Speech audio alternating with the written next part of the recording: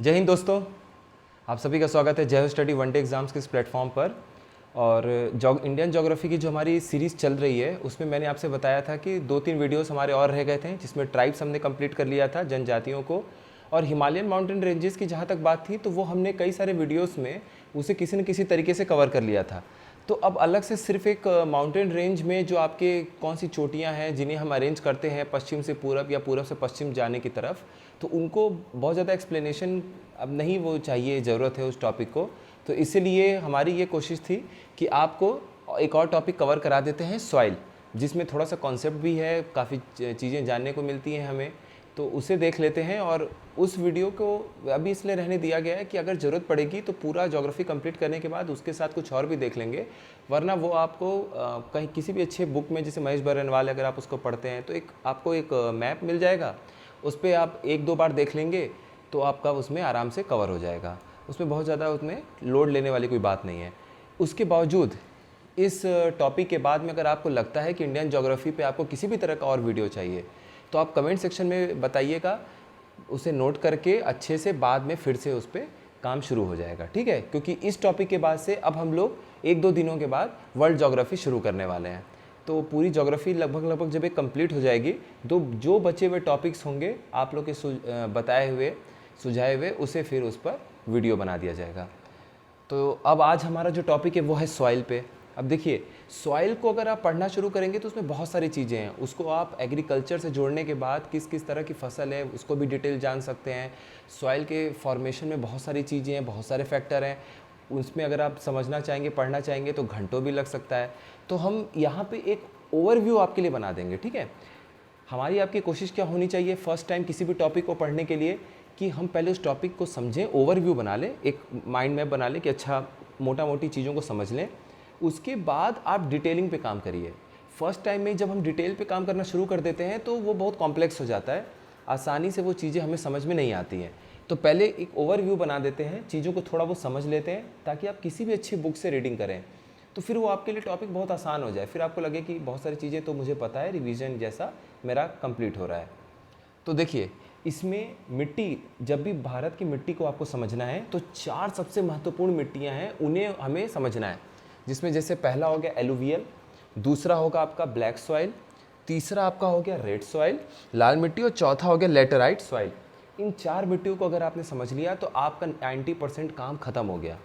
उसके बाद ये डेजर्ट सॉइल, जो रेगिस्तान वाली आपकी मिट्टी होती है, थोड़ी पहाड़ी वाली मिट्टी होती है, इस पे बहुत ज़्यादा क्वेश्चन नहीं मिलेगा, क्वेश्चन इन्हीं चारों पे मिलता है। तो अगर इन चारों पे आपका कमांड हो गया तो समझ लीजिए कि मिट्टी वाला टॉपिक आपका कंप्लीट हो गया।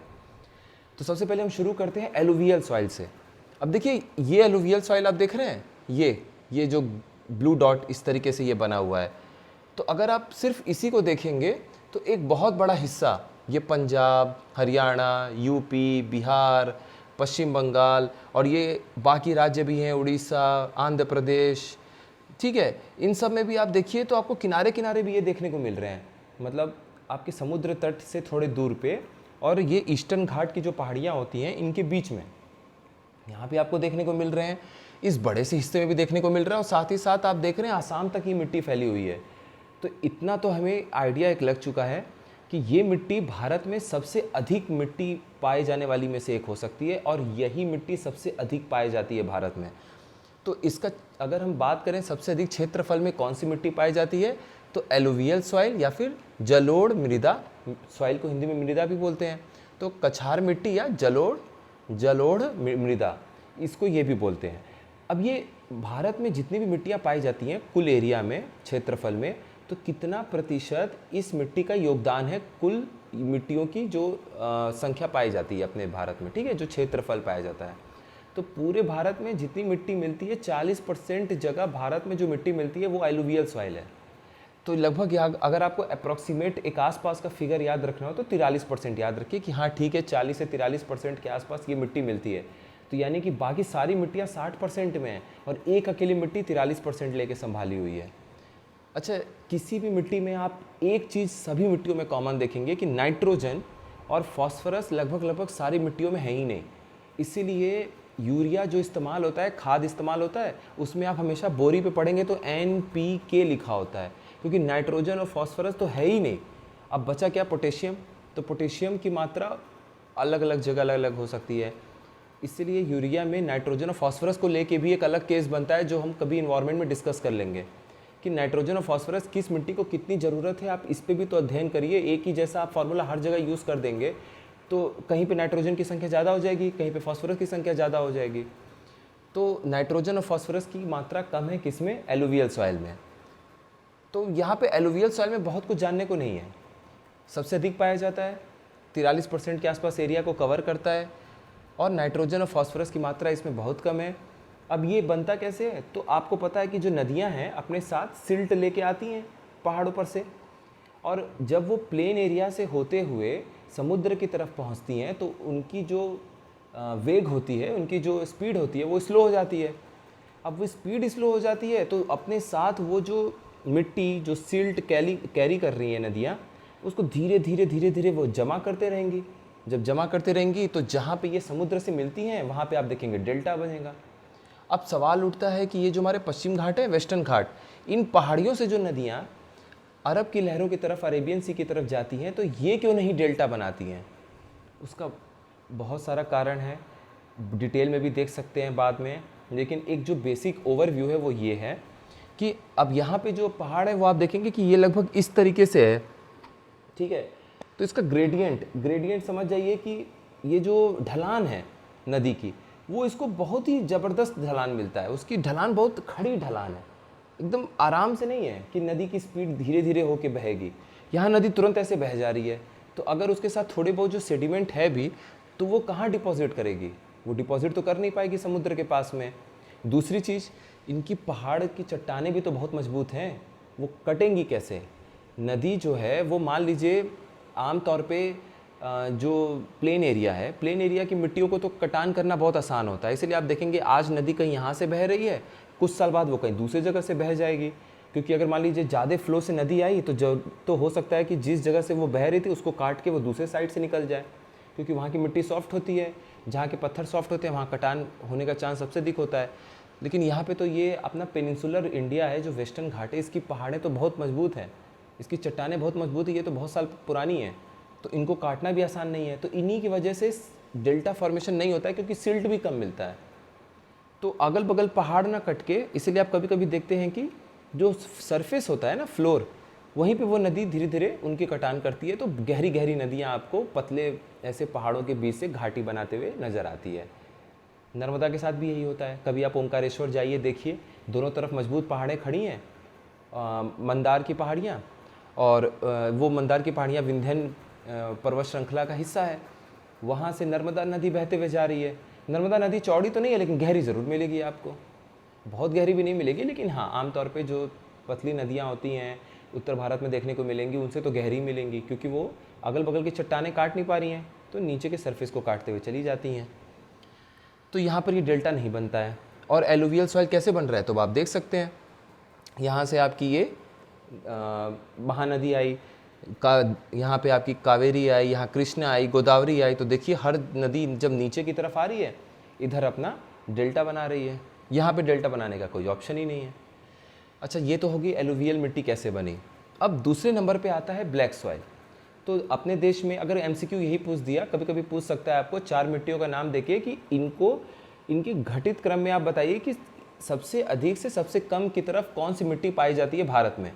तो सबसे अधिक मिट्टी कौन सी पाई जाती है? एलुवियल। दूसरे नंबर पे ब्लैक सॉइल, तीसरे नंबर पे लाल मिट्टी रेड सॉइल, और चौथे नंबर पे लैटेराइट सॉइल। इसीलिए ये टॉप 4 अगर आपने पढ़ लिया तो 90% आपका मिट्टी का टॉपिक कंप्लीट हो गया। अब ब्लैक सॉइल की तरफ चलते हैं। अच्छा, ब्लैक सॉइल से पहले एलुवियल सॉइल में आपको पता है गन्ने की खेती, शुगर केन प्रोडक्शन हो सकता है, दाल की खेती तो उतनी नहीं होती है, क्योंकि पानी अच्छा मिल रहा है तो पानी वाले फसल उगाते हैं। तो चावल की खेती अच्छी खासी हो जाती है, गेहूँ हो जाता है। ये सब फसल के लिए अच्छी मिट्टी है, मतलब इन सब फसलों को सपोर्ट करने के लिए। अब बात आती है ब्लैक सॉइल की। काली मिट्टी को रेगूर सॉइल भी कहते हैं, दक्षिण भारत में आमतौर पे रेगूर भी बोलते हैं, तो रेगूर सॉइल या रेगुड़ भी बोलते हैं। अच्छा, इसको कॉटन सॉइल भी बोलते हैं, क्योंकि आप देखेंगे कि कॉटन के सबसे बड़े 2 प्रोड्यूसर स्टेट जो हैं, उत्पादक राज्य, वो आपके महाराष्ट्र और गुजरात है। अब फर्स्ट कौन है सेकंड कौन है ये हम एग्जाम के पहले एक बार देख लेंगे, लेकिन ये दोनों टॉप 2 हैं। तो यहाँ पे ब्लैक सॉइल मिलता है, तो ये आपका कौन सी मिट्टी हो गई? Black soil. ब्लैक सॉइल है ये, ठीक है। तो ये इसको ब्लैक कॉटन सॉइल भी बोलते हैं। अब ये ब्लैक सॉइल बना कैसे है?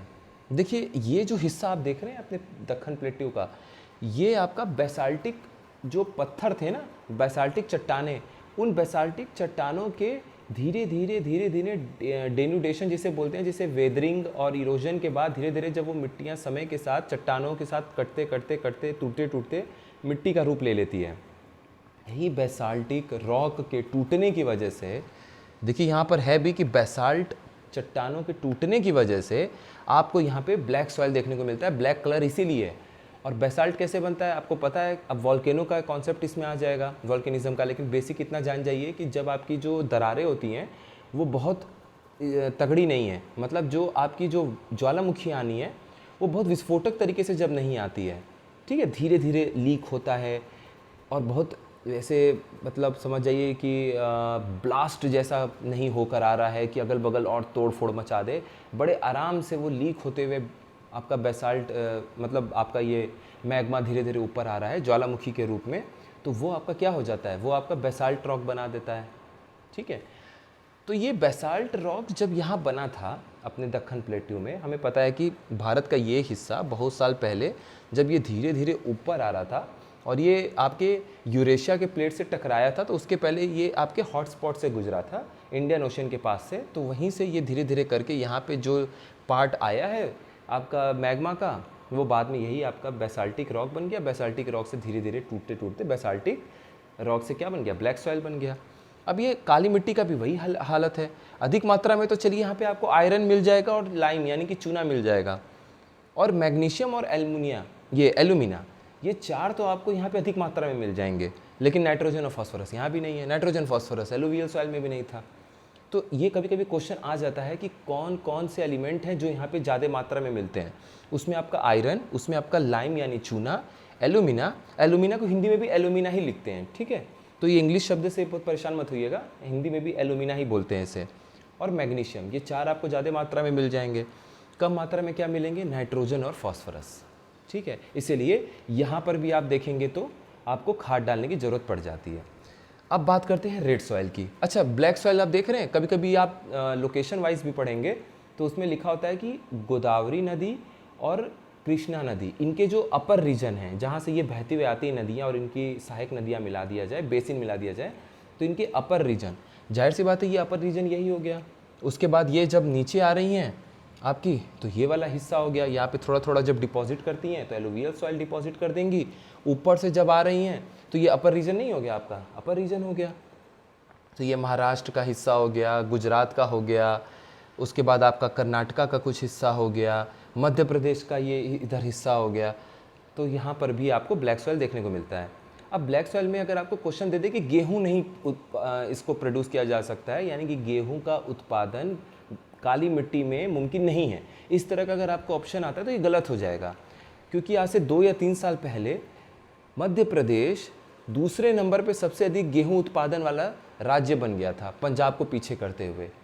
और वो ये आपका मेनली कहाँ पे देखने को मिलता है, ये आशीर्वाद आटा और बहुत सारा आटा जो आप लोग मंगवाते हैं, इसकी ये जो गेहूँ इस्तेमाल करते हैं, ये मध्य प्रदेश के ही गेहूँ इस्तेमाल करते हैं। तो यानी मध्य प्रदेश में अगर गेहूँ हो रहा है तो मध्य प्रदेश में ब्लैक सॉइल भी है। तो ब्लैक सॉइल में मुमकिन है, क्योंकि एक कहीं क्वेश्चन था जिसमें घुमा के ये पूछा गया था एग्जाम में कि ब्लैक सॉइल में वीट उगाना पॉसिबल नहीं है, तो ये गलत ऑप्शन हो जाएगा, ठीक है। तो अब आप ये देख लिए लगभग कॉटन आपको पता है कि ब्लैक सॉइल में होता है, और बाकी यहाँ पे जो सूखे फसल और हैं जो ज़्यादा पानी नहीं लेते हैं, आपके चना हो गया, दाल हो गया, वो भी यहाँ पे उगाया जा सकता है। मोटे अनाज वाले जो फसल है वो भी यहाँ उगाए जा सकते हैं। अब बात आती है रेड सॉइल की। लाल मिट्टी है हमारे देश में तीसरे नंबर पे सबसे अधिक पाई जाने वाली मिट्टी। अब रेड सॉइल की क्या बात है, ये रेड दिख क्यों रहा है? सबसे पहली बात, क्योंकि इसमें आयरन ऑक्साइड की मात्रा बहुत ज़्यादा है। आयरन ऑक्साइड यहाँ पर क्या है, Fe2O3। आयरन ऑक्साइड की मात्रा ज़्यादा है, तो आयरन की वजह से हमें लाल दिख रहा है, लाल रंग का। आप कभी कभी जब हम यूपी जीके भी पढ़ेंगे तो हम ये देखेंगे कि मिर्ज़ापुर साइड में भी, या कभी आपने देखा होगा तो मिर्ज़ापुर साइड यूपी का जो है, आप सोनभद्र साइड भी जाते हैं तो वहाँ आपको देखने को मिलता है लाल मिट्टी, ठीक है। तो लाल मिट्टी वहाँ से शुरू होती है, और आप इसका कवरेज देखिए कितना बड़ा है। ये मैक्सिमम, अच्छा ये आपको एक और चीज़ देखने को मिलेगा कि मैक्सिमम रेड सॉइल किस राज्य में पाया जाता है। तो लाल मिट्टी सबसे अधिक आपकी तमिलनाडु में मौजूद है। तमिलनाडु का अधिकतर हिस्सा लाल मिट्टी से ही कवर है। उसके बाद आप यहाँ पर देख रहे हैं छत्तीसगढ़ का हिस्सा, मध्य प्रदेश का भी पूर्वी हिस्सा, उत्तर प्रदेश का दक्षिण पूर्व हिस्सा।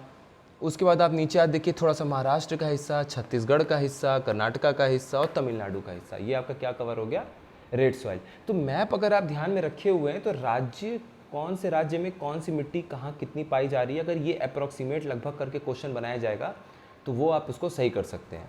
इसलिए मैप पहले नंबर पर ध्यान रखिए, राज्यों को मत पढ़िए। राज्यों को पढ़ने के बाद सब जब इकट्ठे मिट्टी आ जाती है और राज्य हो जाते हैं तो बहुत कन्फ्यूजन हो जाता है। इसको ध्यान रखेंगे, 2 से 3 बार देखेंगे, कॉन्सेप्ट बना लेंगे, आपका तैयार हो जाएगा। अब रेड सॉइल खेती के लिए बहुत अच्छी नहीं मानी जाती है, इसीलिए यहाँ पे मोटे अनाज जो कोर्स ग्रेन हम जिसको बोलते हैं इंग्लिश में, बाजरा, जौ और भी चने वगैरह हो गए, तो ये सब की खेती आपकी यहाँ पे रेड सॉइल में हो जाती है। ठीक है। अच्छा, ये रेड सॉइल बना कैसे है? तो देखिए यहाँ तो आ गया था आपका ब्लैक सॉइल में बेसाल्टिक रॉक, लेकिन यहाँ पे नहीं आया, इस पोर्शन में आया गया था, इतने पोर्शन में नहीं आया था। तो सबसे पहला आपको पता है कि जो बेसिक रॉक होता है, जहाँ से ये धरती जब गर्म होके ठंडी हुई तो उसका बेस जो बना, तो आप समझ लीजिए, उतना डिटेल में नहीं भी जाते हैं, तो ये ग्रेनाइट के रॉक होते हैं। ग्रेनाइट के रॉक क्या होते हैं कि ज्वालामुखी के ठंडा होने के बाद इग्नियस रॉक बनता है। तो एक आपका कहलाता है कि धरती के नीचे इंट्रूसिव इग्नियस रॉक, अगर धरती के ऊपर बना तो एक्सट्रूसिव। धरती के ऊपर जो ज्वालामुखी का हिस्सा आता है उसको हम क्या बोलते हैं, लावा। अगर वो धरती के नीचे रह जाता है तो उसको मैग्मा। तो मैग्मा समझ जाइए कि धरती के नीचे ठंडा हो गया ज्वालामुखी, मैग्मा था, ऊपर तक नहीं आया, और समय के साथ धीरे धीरे वो सरफेस पे एक्सपोज हुआ, उसको मतलब सरफेस पे वो सरफेस पे आ गया, सामने आ गया, उसके ऊपर की मिट्टी की परत हट गई, फिर वो टूटता गया, तो उससे आप जो देखेंगे ना वो ग्रेनाइट रॉक बनता है। वो ग्रेनाइट रॉक होता है, उसके टूटते बाद में फिर ये आपको क्या देखने को मिला, आयरन। अब ये आयरन ऑक्साइड है, ठीक है। ग्रेनाइट चट्टानों के टूटने से रेड सॉइल बना, तो कभी ये आ गया तो आप ये सब सही कर सकते हैं कि बेसाल्टिक रॉक के टूटने से ब्लैक सॉइल बना और ग्रेनाइट चट्टानों के टूटने से ग्रेनाइट रॉक बना। अब चौथा आप जो देख रहे हैं, तो रेड सॉइल भी हमने देख लिया कि वो मोटे अनाज को सपोर्ट करता है। अब आते हैं अपने चौथे मिट्टी की तरफ।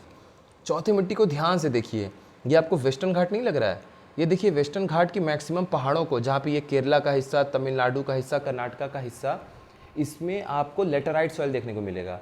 लेटराइट मिट्टी अक्सर वहाँ देखने को मिलती है जहाँ टेम्परेचर भी अधिक हो। तो यहाँ टेम्परेचर भी अधिक रहता है, बहुत अधिक नहीं, मतलब थोड़ा सा अधिक हो, और बारिश बहुत ज़्यादा होनी चाहिए। तो उससे क्या होता है ना, लीचिंग हो जाती है। लीचिंग का क्या मतलब हो गया कि बारिश जब बहुत अधिक हो जाती है तो मिट्टी में जो घुलने वाले तत्व होते हैं, न्यूट्रिएंट होते हैं, वो पानी के बहाव के साथ तो निकल जाते हैं। तो देखिए मैंने थोड़ा सा शब्दों को बदल के क्या लिखा कि लेटराइट मिट्टी भारी बारिश, जो बह गए और जो रह गए। तो जो रह गए उसकी वजह से जो रह गए वो उसमें क्या रह गए, आयरन ऑक्साइड और एल्युमिनियम के ऑक्साइड, ये दोनों रह जाते हैं। तो इसीलिए वो आपको लगेगा कि लेटराइट सॉइल में इनकी मात्रा ज़्यादा होती है, क्योंकि वो रह गए ना, आयरन ऑक्साइड और एल्युमिनियम ऑक्साइड उसमें रह गए, इसीलिए उनकी मात्रा ज़्यादा दिख रही है आपको। और जो बह के चले गए वो क्या चले गए, नाइट्रोजन, फॉस्फोरस, चूना, लाइम और पोटैश। यहाँ तो लाइम और पोटैश भी नहीं है, कम से कम यहाँ पर लाइम और पोटैश था, कहाँ, ब्लैक सॉइल में। अगर भारी बारिश यहाँ होती तो शायद यहाँ भी लाइम और पोटैश नहीं मिलते हैं आपको। नाइट्रोजन फॉस्फोरस तो हर जगह कमी दिख रही है, तो यहाँ पर आपको लाइम और पोटैश भी नहीं दिख रहे हैं। तो जो रह गए वो था आयरन ऑक्साइड और एल्युमिनियम ऑक्साइड, इसीलिए इनकी मात्रा ज़्यादा लगती है हमें। ठीक है, ये तो चौथे नंबर पे लेटराइट सॉइल है। अब लेटराइट सॉइल पे अगर आपको पूछ दे कि कौन सी अधिक खेती होती है, तो देखिए कॉफ़ी की कहाँ पे हमने पढ़ा, हमने जब थोड़ा पिछले वीडियोस में चर्चा किया था तो कर्नाटका में चिकमगलुरु के बारे में हमने पढ़ा था। चिकमगलुरु ज़िले में हमने पढ़ा था ना कि चिकमगलुरु ज़िले में बाबा बुधान की पहाड़ियाँ थी। बाबा बुधान जो कि एक संत थे, वो मक्का से 7 कॉफ़ी के बीज लाए थे, उन्होंने पहाड़ पे छिड़काव किया था, धीरे धीरे उसकी खेती बढ़ी और वो कॉफ़ी हुआ, तो उनके नाम पे पहाड़ों का नाम रख दिया गया। उस पहाड़ी का नाम था बाबा बुधान की पहाड़ी। तो यानी कि लेटराइट सॉइल कौन कौन से इंपॉर्टेंट फसल को सपोर्ट करती है, चाय, कॉफ़ी और काजू, तीनों आपको देखने को यहाँ पे मिलेगा। तो कुछ लेटराइट सॉइल आपको यहाँ भी मिलेगा आसाम साइड में, क्योंकि आसाम में भी तो चाय देखने को मिलता है हमें, तो आसाम में भी मिल गया। तो चाय से याद आना चाहिए कि लेटराइट सॉइल, क्यों, क्योंकि उसको, अब चाय के बारे में जब हम कभी एग्रीकल्चर में अच्छे से पढ़ेंगे तो वहाँ पे बारिश की मात्रा होनी चाहिए, उसको मिलनी चाहिए, उसका एक समय होता है कि उसे कब चाहिए। तो जब बारिश ज़्यादा हो रही है, लीचिंग हो रही है सॉइल की, तो लीचिंग सॉइल की हो रही है तो लेटराइट सॉइल बीच में आ जाएगा। एल से लीचिंग, एल से लेटराइट, एल से लीचिंग, एल से लेटराइट, एल एल साथ में। ठीक है, तो ये आपका लेटराइट सॉइल भी कंप्लीट हो गया, तो 90% आपकी मिट्टी कंप्लीट हो गई। अब देखिए यहाँ पर एक चीज़, आप एक बात और देख लीजिए कि एलुवियल सॉइल के बारे में, आप एलुवियल मिट्टी के बारे में पढ़ेंगे कि ये नैरो कॉरिडोर, नैरो मतलब कि बहुत संकरा कॉरिडोर से होते हुए गुजरात साइड में एंट्री करता है। क्योंकि देखिए ये जो आप हिस्सा देख रहे हैं ये आपका शुष्क एरिड, और ये आपका बोल सकते हैं आप रेगिस्तानी मिट्टी, मतलब आपका हो गया शुष्क एवं डेजर्ट सॉइल। डेजर्ट सॉइल का मतलब मरुस्थलीय, मरुस्थल बोलते हैं डेजर्ट को। तो शुष्क एवं मरुस्थलीय मिट्टी ये आपकी पाई जाती है इस हिस्से में, और यहाँ तक तो आपका रेड और ब्लैक सॉइल जा रहा है। तो देखिए नैरो कॉरिडोर बन गया बीच में, तो यहाँ से आपका एलुवियल सॉइल इसी नैरो कॉरिडोर से होते हुए फिर ये आपका गुजरात में एंटर करता है। तो ये लाइन कभी मिल जाए तो कोई परेशान होने की ज़रूरत नहीं है। अब देखिए इस मिट्टी के बारे में आप क्या जानेंगे, कोई बहुत डिटेल जानेंगे नहीं। इस मिट्टी के बारे में इतना पता है कि भाई 90% से 95% तो यहाँ मिट्टी क्या होगी, बालू से भरी होगी। और जब बात आएगी यहाँ पर प्रॉपर मिट्टी की, तो प्रॉपर मिट्टी कितनी होगी, 5% के आसपास अच्छी खासी मिट्टी होगी। 90 से 95% बालू होगा, तो बलुआ मिट्टी केवल होगी, अधिकतर बालू ही बालू हिस्सा होगा रेगिस्तानी वाला। और रेगिस्तान हमें पता है कि 25 सेंटीमीटर से कम बारिश जहाँ भी होती है तो रेगिस्तान बनने का वहाँ पे पूरा मौका बनता है। ठीक है, जब क्लाइमेट वगैरह का जब हम वर्ल्ड ज्योग्राफी में देखेंगे तो आपको आइडिया लग जाएगा, वही हिसाब किताब यहाँ पर भी है। अब चूंकि यहाँ अरावली की पहाड़ी है, मानसून अपना दक्षिण पश्चिम से ऐसे होते हुए जब आता है तो इसके साथ अरावली के साथ पैरेलल साथ ही साथ निकल जाता है, यहाँ से टकरा के बारिश करा ही नहीं पाता है, तो यहाँ पे रेगिस्तानी वाला माहौल बन जाता है। इस तरह का क्वेश्चन पिछली बार बीपीएससी में आया था 67th में। अब यहाँ पर एलुवियल सॉइल में एक चीज़ और था कि ये सैंडी सॉइल बलुआ मिट्टी और क्ले सॉइल चिकनी मिट्टी दोनों लगभग बराबर मात्रा में मिलती है, इसीलिए इसको लोमी सॉइल भी बोलते हैं। इतना याद रख लीजिएगा, आपका एमसीक्यू करेक्ट हो जाएगा। और एक लास्ट में आपको ये क्या दिख रहा है, ये लगभग ग्रीन में आपको क्या दिख रहा है, माउंटेन सॉइल। अब यहाँ पे ये माउंटेन सॉइल इस लेटराइट से अलग क्यों है, क्योंकि यहाँ इतनी भारी बारिश नहीं हो रही है जितनी यहाँ पर हो रही है, और ऊपर से इनका पहाड़ का हमें पता है कि ये हिस्सा जो भारत की तरफ है ये हिमालय थोड़ी खड़ी चढ़ाई है, स्टीप ग्रेडियंट है। उधर की तरफ उतना ढलान उतना मजबूत नहीं है, ढलान उतनी खड़ी नहीं है, किधर की तरफ, जो आपका तिब्बत है। तो इस तरफ क्या होगा कि जब यहाँ पे ऐसे पहाड़ है खड़ी चढ़ाई वाली, तो जाहिर सी बात है कि बहुत मिट्टी तो लेयर चौड़ी मोटी होगी नहीं, क्योंकि वो सपोर्ट नहीं करेगा, तो ढलान के साथ बहुत सारा हिस्सा नीचे आ जाएगा। तो यहाँ पर आपका फिर भी क्या मिलता है, कंकड़ की मात्रा मिलेगी ही मिलेगी। कंकड़ इसलिए मिलना है क्योंकि देखिए इन हिमालय की जो आपके ये नीचे साथ ही साथ हिस्सा होता है जहाँ से नदी पहाड़ से आपकी नीचे ज़मीन पे उतरती है, तो वहाँ पे आपको जो कंकड़ के तत्व दिखते हैं उसको भाबर वाला रेंज हम मानते हैं ना, भाबर बेल्ट मानते हैं। भाबर के बाद तराई वाला रीजन आता है जहाँ से फिर नदी दिखनी शुरू हो जाती है, दलदली मिट्टी टाइप की रहती है, वहाँ के पेड़ों को साफ करके हम लोग अधिकतर अब खेती करते हैं। तो यहाँ पर आपको इतना बस जान जाइए कि पोटैश, फास्फोरस और नाइट्रोजन तो आंख बंद करके मारिए तो भी आपका आंसर सही हो जाएगा कि उसकी कमी है अपने देश में। तो पोटैश, फास्फोरस, चूना और लाइम। अब देखिए चूना या लाइम यहाँ पर भी कम है, और कहाँ हमने पढ़ा था कम है, वो यहाँ लेटराइट में भी देखिए नहीं है, चूना और पोटैश की कमी है, यहाँ भी पोटैश की कमी है। तो लगभग ये लेटराइट और माउंटेन सॉइल लगभग भाई हो गए एक तरीके से।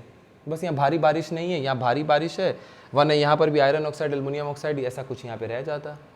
तो ये आपका ओवरऑल मिट्टी कंप्लीट हो गया। ठीक है, तो इंडियन ज्योग्राफी इसी के साथ हमारा लगभग कंप्लीट हो गया है। जो भी टॉपिक आपको लगता है कि और एक्स्ट्रा हमें पढ़ना चाहिए आप उसको मेंशन करिएगा, उससे बाद में कवर करा दिया जाएगा। अब हम लोग वर्ल्ड ज्योग्राफी के साथ स्टार्ट करेंगे। ज्योग्राफी कंप्लीट होने के बाद फिर अभी हमारा एक UP GK, UP current affair और हिस्ट्री की टाइमलाइन जितना भी हो पाएगा, एंशिएंट से शुरू करके मॉडर्न तक चलेंगे।